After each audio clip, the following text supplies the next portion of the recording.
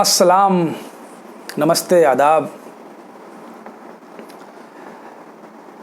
दोस्तों, गालिब साहब का एक शेर है कि हुई मुद्दत के गालिब मर गया पर याद आता है। हुई मुद्दत के गालिब मर गया पर याद आता है। वो हर एक बात पे कहना कि यूं होता तो क्या होता। ये शेर मैंने आपके सामने इसलिए पेश किया क्योंकि आज की जो नज़्म जो चुनी है मैंने आपसे मुखातिब करने के लिए, वो कुछ इस शेर की बात कहती है। गालिब साहब ने एक और शेर कहा है कि बहुत निकले मेरे अरमान लेकिन फिर भी कम निकले। तो हम सब अपनी ज़िंदगी में अपने जुनूनों का, अपनी ख्वाहिशों का, अपने ख्वाबों का पीछा करते हैं और अलग अलग तरीके से शाया होने की कोशिश करते हैं जीवन के पटल पर। शाया होना, प्रकाशित होना, जीवन के पटल पे आना,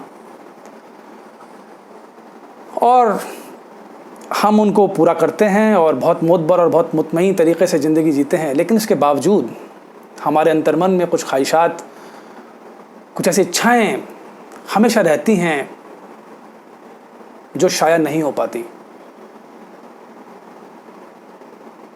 बड़े बड़े लोगों के, जो बहुत मोतबर लोग हैं दुनिया के, उनके हमने इंटरव्यूज़ देखे हैं। हम जानते हैं कि अपने क्षेत्र में बहुत नाम कमाने के बाद, हर तरीके से उसमें अपने जुनून और अपने ख्वाबों में बहुत कुछ नया जोड़ने के बाद, उसको बहुत समृद्ध करने के बाद भी वो कुछ चाहते हैं कि इस तरह से भी हो सकता था, इस तरह भी मैं शाया हो सकता था ज़िंदगी में, मैं ये भी हो सकता था, मैं वो भी हो सकता था। तो बहरहाल इसी मजमून के चलते एक नज़्म मुझसे हुई और वो मैं आपसे शेयर करना चाहता हूँ। इसे मुलाजा फ़रमाएँ और अगर हो सके, बहुत कम वक्त हमारे सबके पास होता है, लेकिन तो इसे पूरा सुने और फिर कहें कि आपको कैसी लगी। तो मैं अर्ज़ करता हूँ, आप मुलाजा फ़रमाएँ। इसका उन्वान है शाया होना। इस क्षणभंगुर जीवन में ऐसा लगता है बारहा कि मैं ठीक से शाया नहीं हो पाया। इस क्षणभंगुर जीवन में ऐसा लगता है बारहा कि मैं ठीक से शाया नहीं हो पाया। मैं तुम्हारे लबों के बाएं कोने का वो हिस्सा हो सकता था। मैं तुम्हारे लबों के बाएं कोने का वो हिस्सा हो सकता था जिसमें कि तुम अक्सर कुछ सोचते हुए अपने दांत गड़ा रखती। मुझे एक गोलगप्पा होने की ख्वाहिश हुई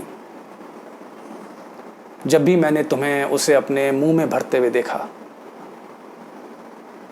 मुझे एक गोलगप्पा होने की ख्वाहिश हुई जब भी मैंने तुम्हें उसे अपने मुंह में भरते हुए देखा।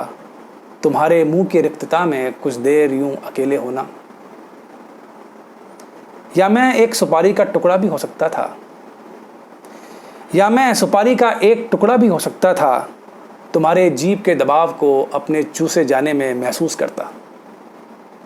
तुम्हारे जीभ के दबाव को अपने चूसे जाने में महसूस करता।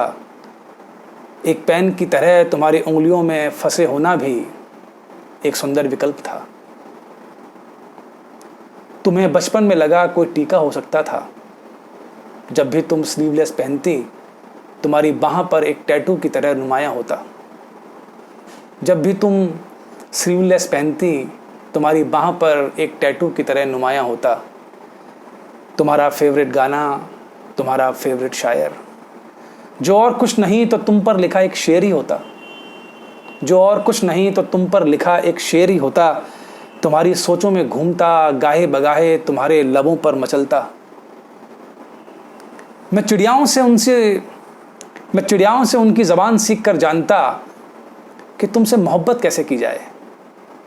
मैं चिड़ियाओं से उनकी ज़बान सीख कर जानता कि तुमसे मोहब्बत कैसे की जाए, घर गृहस्थी कैसे चलाई जाए, तुम्हें खुश कैसे रखा जाए।